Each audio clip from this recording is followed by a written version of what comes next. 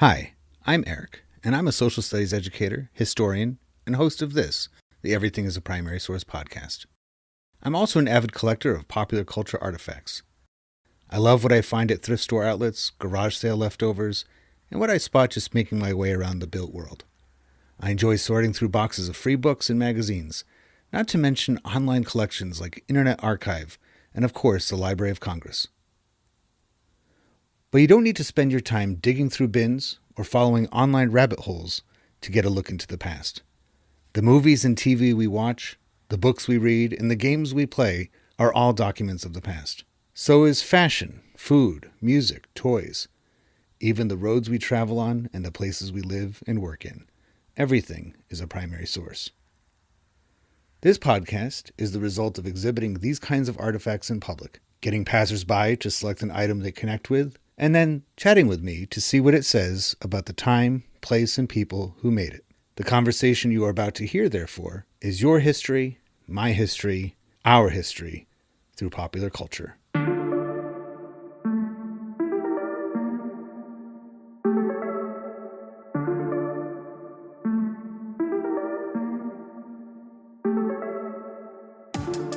So I'm here with Elijah, and we're at Free Comic Book Day, and wrapping things up. You can hear the band in the background getting started, things going. So transitioning away from the day itself to now getting into the festivities. But have you had a good day at Free Comic Book Day? Oh yeah, I've been coming off and on. I stopped last year, but like the past 4 years before, I've like been coming pretty regularly.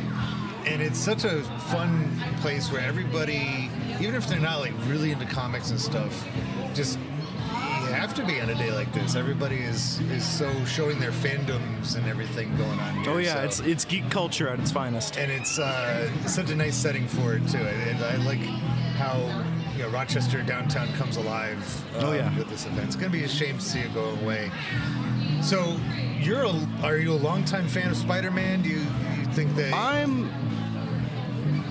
a longtime fan of comics, and the way that I wouldn't say I'm necessarily a Spider-Man fan, but I do like the themes that Spider-Man touches on. I feel like the theme of this is like a very nerdy individual. This is like someone who's very dorky, very awkward, and he's juggling like all these different things at the same time. I feel like it really it touches on something that I kind of understand and relate to, because I have a lot of hobbies and a social life too, and I feel like the main point of Spider-Man is he's us. Yeah. He's unlike, so when you think about the other characters that, between the two major publishing houses for comics, Marvel and DC. Yeah. Batman is a super wealthy guy. Yeah. He can buy all the toys he wants. It's hard to relate to him. Superman's an alien. X-Men they were born with these powers. Yeah. Spider-Man is an ordinary guy. He didn't intend to get these things, but then he has to insert that into his life somehow, right? Yeah. Like, he, and oftentimes he'll get really hurt. He'll get like screwed up. Like Batman has his money that he can fall back on. Superman's pretty much invincible, but like you'll see Spider-Man like get torn up by his villains and like be in this like huge amounts of damage. And and he just has to keep going and just like keep living.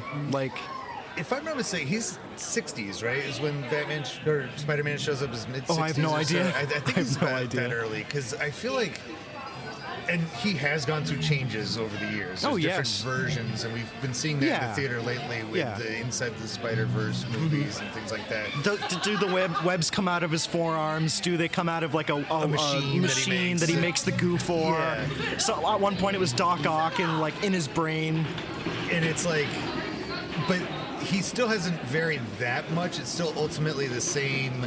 I feel like even within this Inside the Spider-Verse, all those versions they share in that they're just kind of ordinary people. They're not meant to be coming from. So he's like, and I've always seen him that way too. Is like he's like the ultimate like populist comic character. He's like from us, and he represents us in it. And why do you think that was?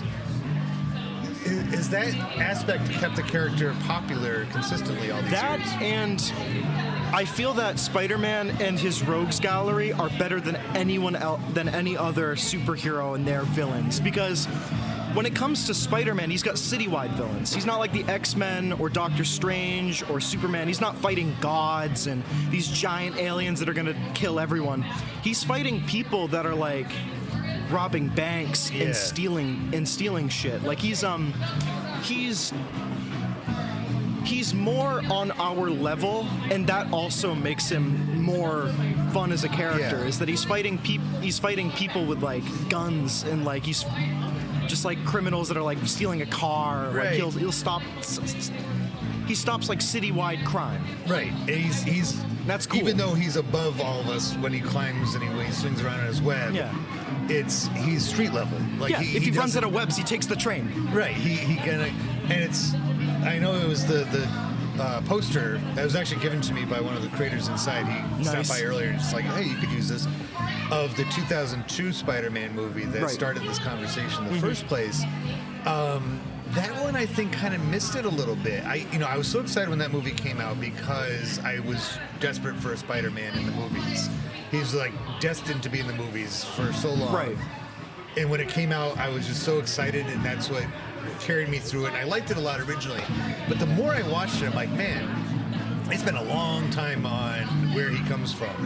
I feel like those of us in the theater watching Spider-Man know where he comes from.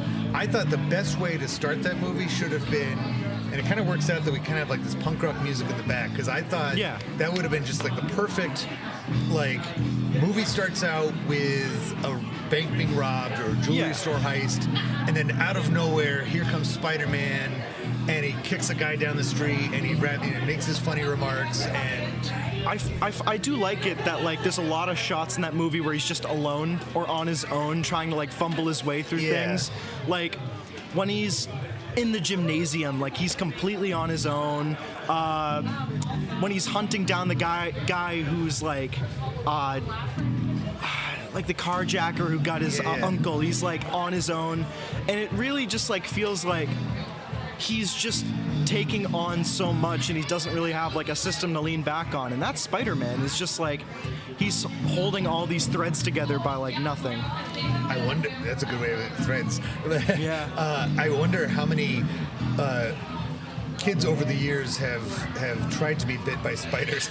Oh yeah. Like, I'm hoping to get like him, because it's like you said, he's the everyman, and I think we've all had that experience of going things alone, right? Yeah. And having that it's a human condition. Yeah, having that internal struggle and not having anybody to turn to and relate to. Now, eventually he does interact, and I'm not a huge expert on the character, but does he ever join any of the? Is he an Avenger or not, kind of like not in adjacent that Spider-Man? That Spider-Man is like this own universe where he's the only one in New York. Yeah. But in the Tobey Maguire one, he's the only one. The Andrew Garfield, he's the only guy. The Tom Holland one, he joins the Avengers. Okay. He is an official Avenger. Because I feel like. Yeah, because I was thinking also, because the X-Men movie came out before the Spider-Man one did. Yeah. And I'm like, that also takes place in and around New York. You'd think that they would find each other, but those are two different planes of existence. Would have been awesome. And yeah, because both of those versions were like kind of on the same wavelength in that time period, early 2000s. It's like weird and like scarily dark. Like you'd be like, oh, I'm gonna bring my 7-year-old to like go see this like superhero movie, and it's just like you'll like just like watch like people like explode and die, and it's just, those movies are super dark comparatively to what they came out with over the last couple of years. Yeah, absolutely. And these other iterations of it. Oh. And like the Hulk movie. Have you seen like the original Hulk movie? I saw that in the theater. Yeah. That movie is super. I watched that when I was 11, and I was like terrified. And once again, the music kind of matches our conversation. We talk. Oh yeah, yeah. Scary. Blah, blah, blah, blah. Like watching his dad like melt and stuff. It's kind of.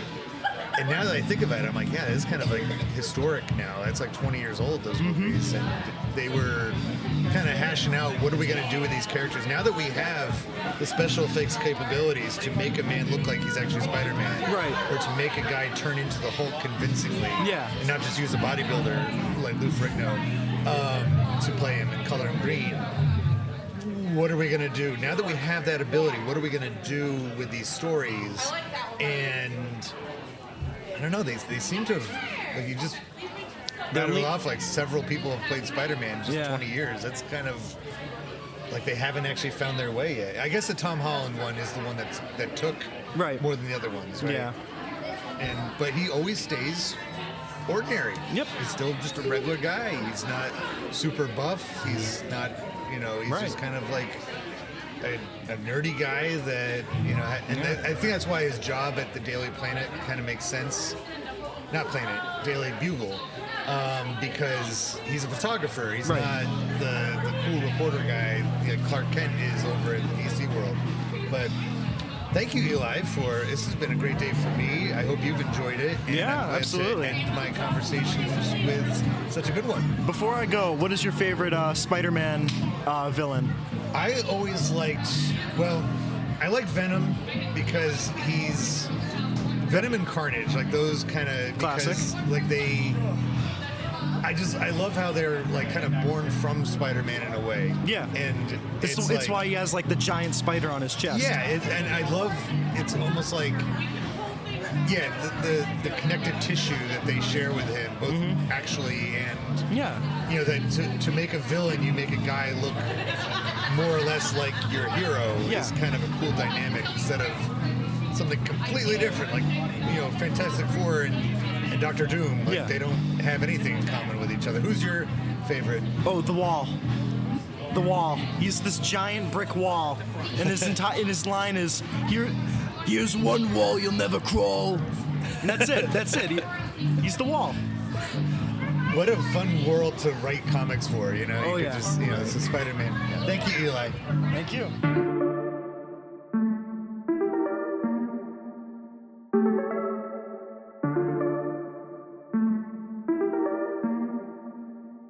Popular culture, by definition, connects and unites us, and proves that people of different backgrounds, in fact, have a lot in common with one another. I hope you enjoyed this conversation, at least in part, for that reason.